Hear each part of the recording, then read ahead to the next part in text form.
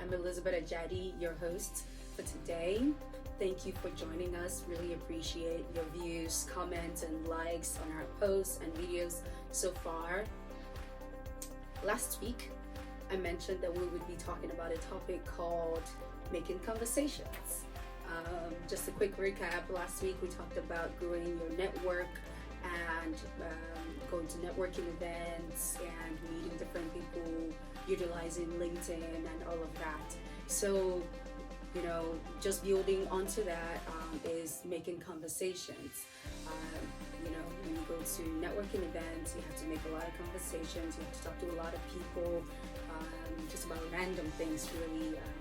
And it can be difficult, especially given that they're strangers, you don't know them. How do you connect? What do you say? What is appropriate for those types of scenarios? So today I'm just going to dive into how I navigate random situations and make conversations with random. So how do I navigate making conversations, especially when I'm talking to people that I do not know? First, the one thing that I do is when I go in, I don't treat it like a job interview. I don't go in with a list of questions that I'm going to ask, like, oh, what do you like? How are you? What do you do? Yada, yada, yada. I mean, you ask those, as prompting questions when they come up, but I don't go in with a list, a set list to say, this is all I'm going to ask. Those are standard questions that you would ask anyway. But I go in with the mindset of, I'm going to meet people and I'm going to listen and I'm going to talk. Listening, you see, is a skill and it helps you make better conversations. So today, what I'm going to do is I'm going to try to make this random and slightly interactive. What I did a few weeks ago was I purchased a book called 2000 Questions About Me. This book is very, very inexpensive. I got it for $5 at Five and Below, so very, very inexpensive. However, it is very helpful. So for people that don't really know how to connect with other people, it's fine. It's fine. We learn one day at a time. So what I'm going to do is I'm going to flip into some random page and try to the best of my knowledge to answer the question, whatever question it is. And what I would do is I would try to create a conversation out of it and lead into a follow-up question that I would ask after that. So, okay, all right, random page, 2000 questions. I have question 933. It reads, what movie ending really frustrated you and how would you change it? That's an interesting one. Okay, so I watch a lot of Chinese and Korean drama, and so most of the Chinese dramas, their endings frustrate me. To pick one, I would say this is difficult. I recently watched one, 3 Worlds and 3 Lives, the pillow book. So the movie, it was 50 episodes, but then the last episode was very, very rushed, like a lot of Chinese dramas. It feels like they're trying to crunch a lot into that final episode. And then, literally something that should have happened in 2 episodes happened in 1, and it leaves you very unfulfilled. And every time I go back to watch it and try to recreate that scene, so definitely that one. The second part, how would I change it?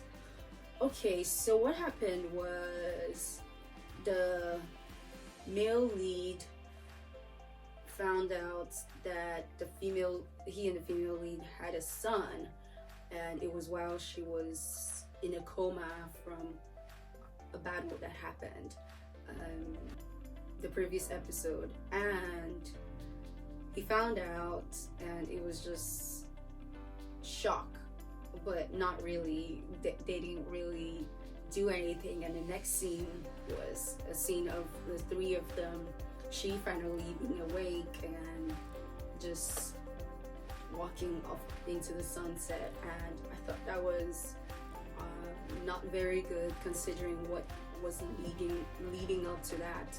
And so that's how I would change it, by building onto it. Like, okay, he found out. Okay, how was the conversation like after? Mostly because there were a lot of things that happened leading up to that were just not explained. They just flipped through a lot of scenes. So yeah, that's definitely a movie that I would change. So how about you? What kind of movies do you like to watch anyway? That's a follow-up question that I would ask if I was asked this random question. And, given whatever response that I get about the movie, we can, dive into it. If say, oh, this person responds, oh, I like to watch fiction and fantasy. I'm like, oh, can you list or name a few? And what you try to do at that moment is find a common ground. Say, for instance, they mention Star Wars as a series that they like to watch, and you've seen Star Wars. Bingo, that's your move. Then you go in and ask questions. Who was your favorite character and why? Do you remember this scene where this happened? Do you remember when that happened? And you guys go down memory lane. That's a conversation. That's how you connect with someone, and you go from there. I'm gonna flip the book again and pick another random question.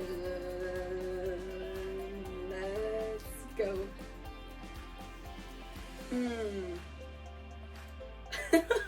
Question 801. What is the fastest way to get bored? Asking questions like, how are you today? The normal answer you get these days is good. No elaboration. So, what did you eat for lunch? Salad? Okay.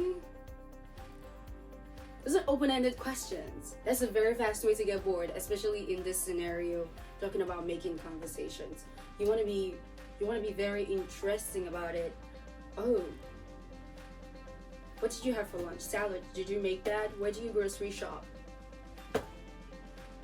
Don't just leave it at what did you eat. Ask follow-up questions like, where do you grocery shop? I like to go to the farmer's market. I have this dude who supplies me with my produce and really fresh food, really, easy peasy. I go in and ready, call him beforehand. Make a conversation about everything. Dive deep. So that's what I do, and that's helped me a lot. I realize everyone's nervous, and so you just have to find a way to connect with people. That's how you connect. That's how you grow your network. That's how you portray yourself as a personable person, by asking questions, by having good conversation, by sharing about yourself, and by digging. So just to recap and wrap it up together, the three main things that you need to touch on when making conversations: listen because you want to follow up. You want to be ready to ask a follow-up question. You want to show that you're there, you're present with that person that you're making a conversation with. Savor that time to get to know the person, and pick random topics that will help you go a long way when you're networking, when you're growing your network, when you're meeting people, when you're stuck in a place where you know nobody. This is very helpful for me as a young professional because I'm trying to build myself. I'm trying to build my speaking and my engaging. So take these tips and utilize them. Let me know if you tried them, and let me know if they work for you. Again, thank you for joining. Really appreciate you watching our show. Comment below, like, share with your friends if you think this would be helpful for them. and set your notification for our posts so that you be the first to know when it drops. Drop it like it's hot, hot, hot, hot.